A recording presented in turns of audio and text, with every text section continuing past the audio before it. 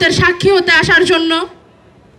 আমি স্বপ্ন দেখেছিলাম যে এই বাংলাদেশে এমন একটি শক্তির উত্থান ঘটবে যারা শুধুমাত্র বাংলাদেশপন্থী হবে, যারা শুধুমাত্র বাংলাদেশকে আগে রেখে চিন্তা করবে। কিন্তু কখনো ভাবিনি যে সত্যি সত্যি এরকম একটি ঘটনা আমি আমার জীবদ্দশায় দেখতে পারবো এবং আমি নিজেও তার অংশ হতে পারবো। আমি আজীবন মহান সৃষ্টিকর্তার শুকরিয়া আদায় করব শুধুমাত্র এই কারণে যে জুলাই বিপ্লব আমি আমার চোখের সামনে ঘটতে দেখেছি এবং তার কিছু অংশ হলেও আমার হাত দিয়ে আমি অংশ নিতে পেরেছি। আমি আপনাদের সামনে আজকে দাঁড়িয়ে বেশি কিছু বলতে চাই না।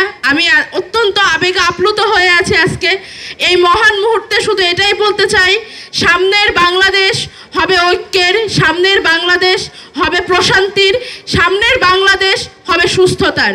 রাজনৈতিক সুস্থ প্রতিযোগিতা হোক আমাদের মধ্যে, ভালো কাজের প্রতিযোগিতা হোক। যখনই জাতির প্রশ্ন আসবে তখনই যেন আমরা দলমত নির্বিশেষে জাতীয় ঐক্য সামনে দেখতে পাই।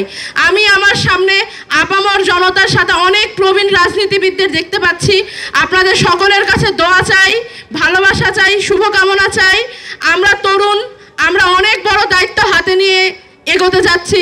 আপনারা আমাদের প্রতি দোয়া রাখবেন, আমাদের শুভকামনা জানাবেন এবং একই সাথে দেশের আপামর জনতার কাছে বলতে চাই যে নতুন দায়বদ্ধতা নিয়ে আমরা রাস্তায় নামছি, আপনাদের কাছে আসছি।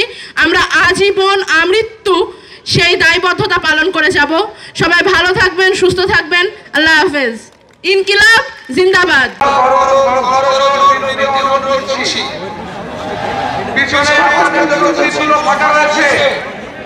জাতীয় নাগরিক কমিটির সদস্য এবং অংশগ্রহণের ছাত্র আন্দোলনের সদস্যদের আমরা দৃষ্টি আকর্ষণ করছি, আপনাদের জন্য নির্দিষ্ট জায়গা দেওয়া রয়েছে, সেই সিটগুলোতে আপনারা বসুন।